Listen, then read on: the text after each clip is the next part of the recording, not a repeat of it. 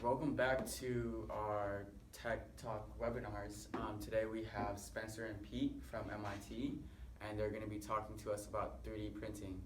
So can you guys just give us like a little brief on 3D printing? Yeah, sure, I'll take this one. I'm gonna start with the fun fact.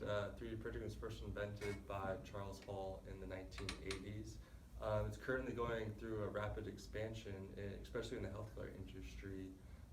There's lots of advancements. Then pharmaceuticals, they're using it for skin grafts, using it for like dental, teeth, so people can check out, get a better idea of what's going on in there and inside the human body, and as far as like appendages as well. There's a lot of like body structures that need refixing, and 3D models just kind of give people a chance to create these prototypes a lot easier and more efficiently. All right, so how does 3D printing work? I'll take this one. So there are actually three forms of 3D printing. The first one is selective laser sintering. SLS printers use powdered materials as a substrate for printing objects. The second way is thermal inkjet printing. TIG printing follows digital instructions which tell the printhead of the machine to deposit tiny droplets of ink onto the substrate, which the printers are used to print tissues and organs. The third one is fused deposition modeling. FDM printing uses a printhead to drop beads of hot plastic to build thin layers of the objects. And those are the three ways 3D printing works. All right, so now that we know the different kinds of 3D printing, can you talk about how 3D printing can impact the business world today?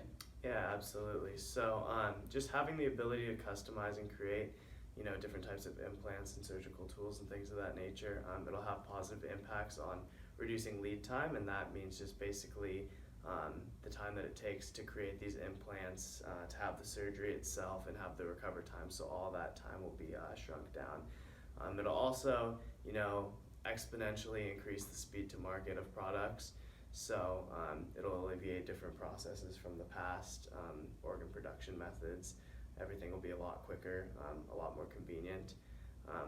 I think that it's really cool in terms of cost efficiency is a really big thing. It'll allow us to manufacture and produce all of these units at a lower cost, that being, especially places that have low volume and like high variety, very complex products that they need to produce for very unique operations.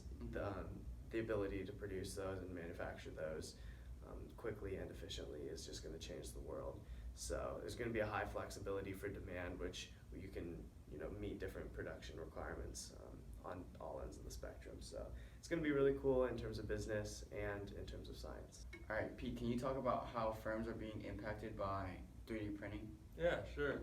Well, thanks to government funding, our armed forces have been able to partner with Wake Forest University and their researchers who have been able to make a 3D skin printer that could deposit cells directly onto a wound.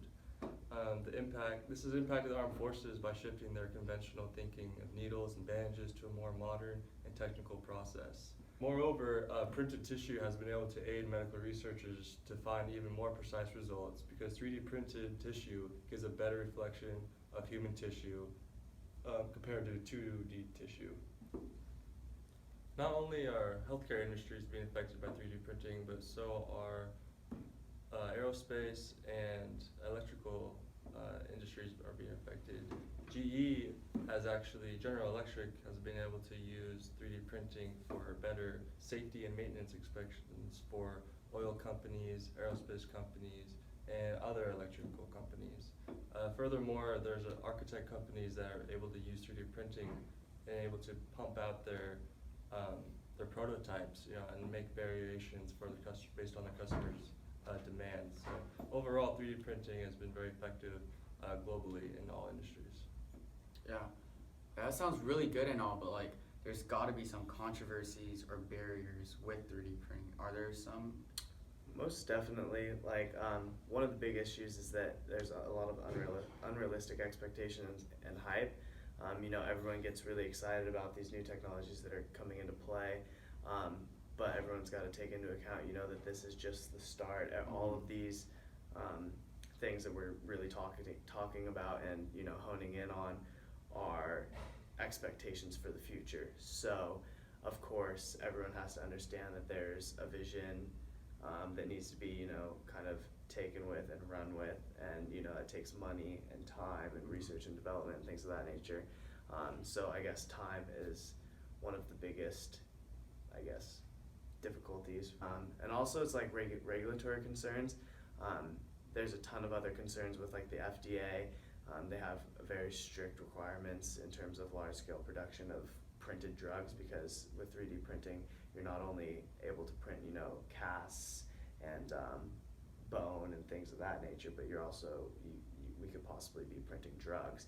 So that's a pretty big hurdle, is just, you know, working out all the little things within the FDA and all the requirements. So, you know, those delay printing processes, especially if they put restrictions on how much can be produced. And, you know, they're going to have random tests to make sure that the drugs are up to par, so that'll also slow production. And so, you know, there's just a bunch of hiccups and speed bumps that are definitely going to need to be worked through here in the near future. But I'm excited. I know Pete's excited. We're all excited as to see what exactly 3D printing has for our future. Yeah, well, I learned a lot today, so Awesome. thank you, Spencer. Thanks for Yeah, having it's a us. pleasure being here. Yeah.